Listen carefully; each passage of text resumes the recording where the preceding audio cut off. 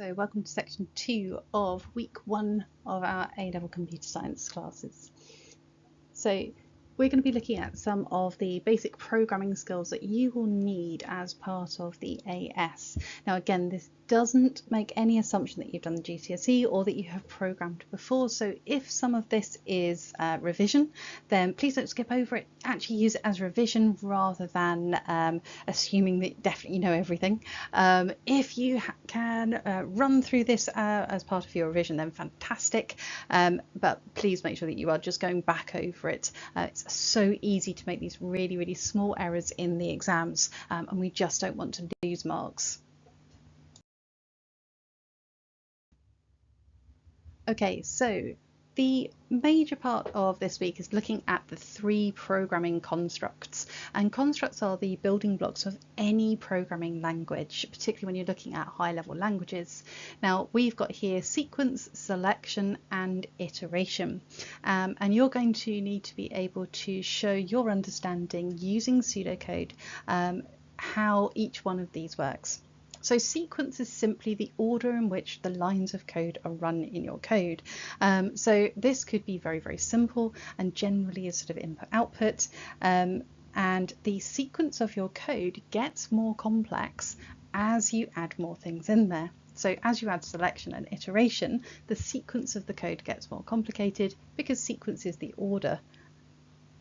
So selection are statements which allow you to choose whether to run a line or lines, so you may have a block of code, based on a condition. Now you can see here we've got 2 blocks, and therefore there are 2 types of selection that you will need to be able to show in your exam. And then there is iteration, and iteration is our ability to repeat lines of code based upon a condition, and for this there are 3 types of iteration. Now because we're going to be using Python, there are several of these which you can't actually do in Python, so therefore when you are showing these within your exam you will need to show them in pseudocode.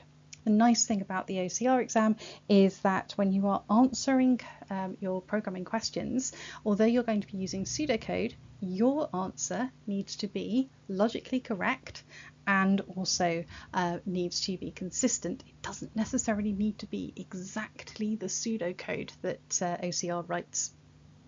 So logically correct, most important, and then also making sure that you are consistent. So let's look at an example of sequence. So what you'll see here is the OCR version of pseudocode. So I'm going to assign the value of a number and then I'm going to output it.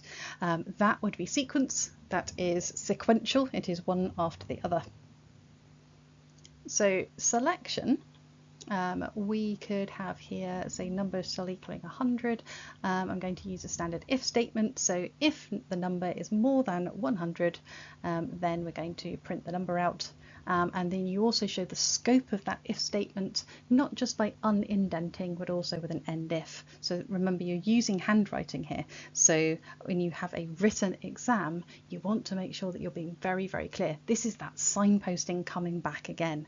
You are showing, here is the beginning of my if statement, here's what's inside it, and here is the end of my if statement. The other type of selection that we may well use is a case statement.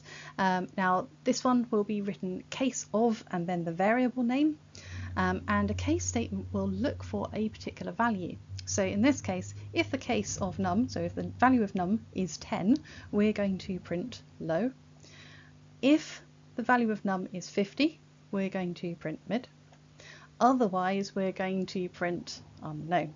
Now with a case statement, you may see the print statement or the blocks of code underneath, and often you'll see the word break as well. So a case statement acts a little bit like an if, else if, else if, else if. And if you have more than 2 else ifs, a case statement is going to be more efficient. And in exactly the same way as our end if, we have an end case. So we have case of, do each one of these. Here's a default as the else, and then this is where my case statement ends. Now iteration, repeating our lines of code, 3 types. The first is a for loop. Now a for loop is a count controlled loop. The I inside the for loop is known as a count controller, and that is essentially counting how many times we have been around the loop. It's going to start its value at 1, it's going to keep going on until the value of I reaches 10, and then it will stop. So we are going to print I, and then the next I at the end of the for loop not only shows us that we have reached the end of the for loop, so it shows our scope, next I also increments it to the next value. So in this case, for I equals 1 to 10, next I will make I equal 2, then 3, then 4, all the way up to 10, at which point it will finish. It's a nice efficient loop. Now if we can count the number of loops or calculate the number of loops we need to do, we always opt for a for loop if we can, because they are the most efficient. Our alternative is a while loop. Now I'm going to show you exactly the same logic, just in a while loop.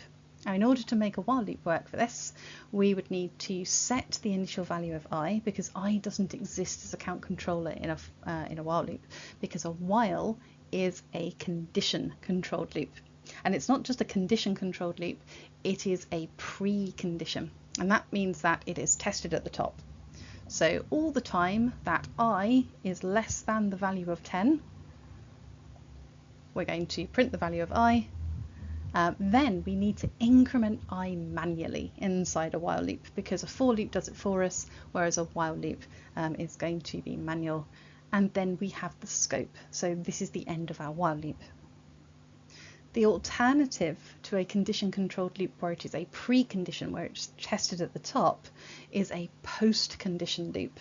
So it's still a conditional loop, but we are testing at the bottom. So this is our repeat until or do until loop. So again, we're going to have to give I a value of 1. We put the word repeat or do. Print I, same thing, we have to manually increment the value of I. And then we put the condition, so until I equals, so is exactly the value 10. So you can see here that the pseudocode that OCR is using is very, very similar to Python, and it's one of the reasons why Python is used as a programming language a lot for the OCR A level, and that is because you're going to see the code that's written in the exam in pseudocode and the code that you see in Python, they will look quite similar. There are a few tiny little differences, but not much. So throughout our course, you're going to see these programming practice lessons, and the programming practice lessons will look a little bit like the one that you can see here. This is just an introduction to variables. So you'll see the programming task at the top here, and this is an interactive screen. So you're going to be able to write in your code directly. Your code section is on the left, as you would see with many IDEs. An IDE is an integrated development environment. It's just a piece of software for creating code. I'm creating a variable called name. I'm going to pop in my name as a string.